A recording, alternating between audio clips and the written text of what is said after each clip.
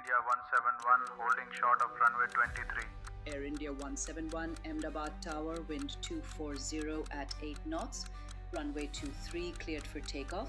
Cleared for takeoff runway 23, Air India 171. Roger. Taxi on the runway. Takeoff power, please. Takeoff power set, Captain. 80 knots. V1 rotate. Positive rate of climb, Captain. Gear up. Negative, Captain.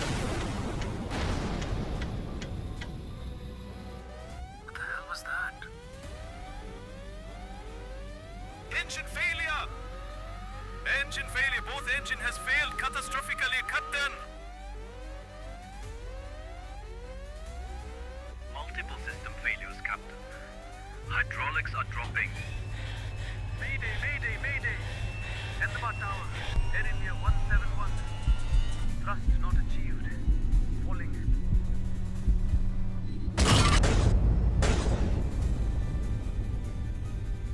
The Air India crash. India. Air India. Air India. Air India. Air India. Air India का एक विमान crash कर गया है। 1932 में जब JRD Tata ने पहला मेल प्लेन कराची से बॉम्बे उड़ाया था, तब किसी ने नहीं सोचा था कि ये छोटा सा सपना एक दिन नेशनल कैरियर बन जाएगा।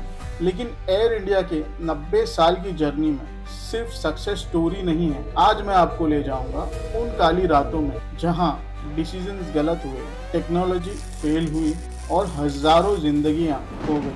ये है एयर इंडिया के डिजास्टर्स की कंप्लीट स्टोरी, जो कभी प्रॉपरली सुना ही नहीं। हमारी कहानी शुरू होती है 27 दिसंबर 1947 से। इंडिपेंडेंस के सिर्फ 4 महीने बाद एयर इंडिया लिमिटेड का डगलस DC-3 एयरक्राफ्ट कराची से बॉम्बे जा रहा था। 19 पैसेंजर और 4 क्रू मेंबर्स थे। टेक ऑफ के कुछ मिनट बाद ही पायलट को इंस्ट्रूमेंट फेलियर का सामना करना पड़ा। विजिबिलिटी 0 थी, वेदर खराब था। पायलट ने इमरजेंसी लैंडिंग करने की कोशिश की, लेकिन प्लेन कोरांगी क्रिक में क्रैश हो गया। 23 लोग, सब खत्म। ये था एयर इंडिया का पहला रिकॉर्डेड डिजास्टर, लेकिन ये सिर्फ ट्रेलर था उस हॉरर मूवी का जो आने वाली थी।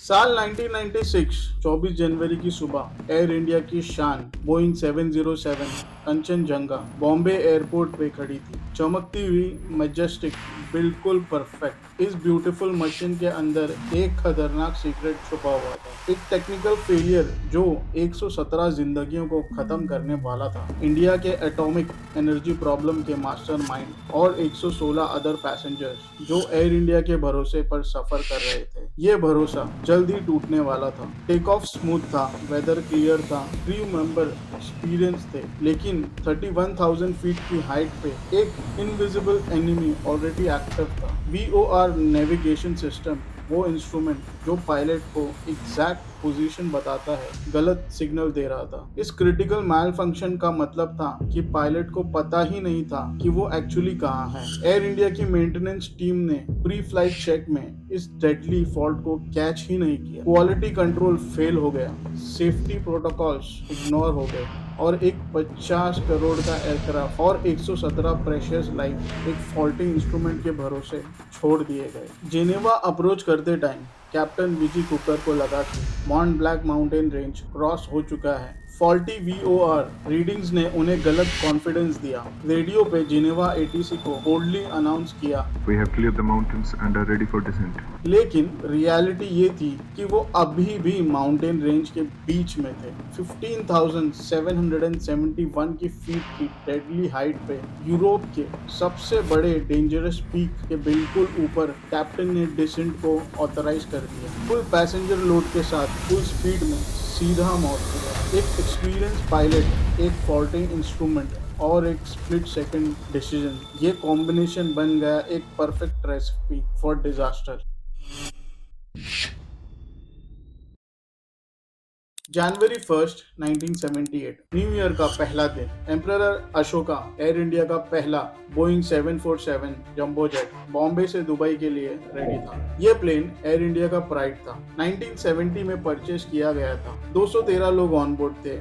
सब नए साल का सेलिब्रेशन कर रहे थे। टेक ऑफ के बस 2 मिनट बाद ही कॉकपिट में कंफ्यूजन शुरू हो गई। कैप्टन माधव रंगाचारी का ऑल्टीट्यूड डायरेक्टर इंडिकेटर यानी ADI खराब था, जो प्लेन को राइट टिल्ट दिखा रहा था, जबकि एक्चुअल में प्लेन लेफ्ट टिल्ट हो रहा था। को पायलट और फ्लाइट इंजीनियर के वार्निंग्स के बावजूद कैप्टन अंधेरे में कंफ्यूज हो गए और प्लेन को और लेफ्ट टिल्ट कर दिया, जिससे प्लेन गिरने लगा। ADI एक क्रिटिकल इंस्ट्रूमेंट है जो प्लेन का टिल्ट यानी लेफ्ट या राइट साइड झुकना और ऊपर या नीचे का एंगल बताता है। कैप्टन का ADI खराब था, जो गलत रीडिंग दे रहा था, जबकि को पायलट का ADI सही था। एयर इंडिया के मेंटेनेंस टीम ने इस इंस्ट्रूमेंट की प्रॉपर चेकिंग नहीं की और बैकअप इंस्ट्रूमेंट के यूज की ट्रेनिंग भी काफी नहीं की। कैप्टन ने गलत ADI पर भरोसा किया और बिना क्रॉस चेक किए प्लेन को गलत डायरेक्शन में ले गए, जो स्पेशल डिसओरिएंटेशन के साथ और बुरा हो गया,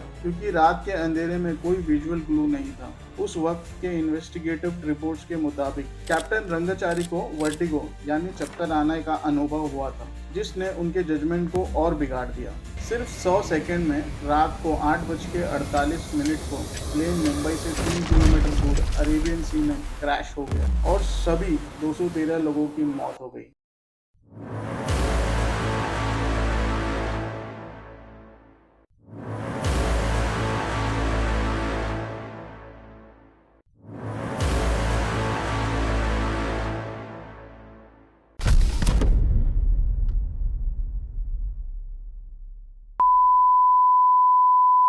Thank you so much for watching this video.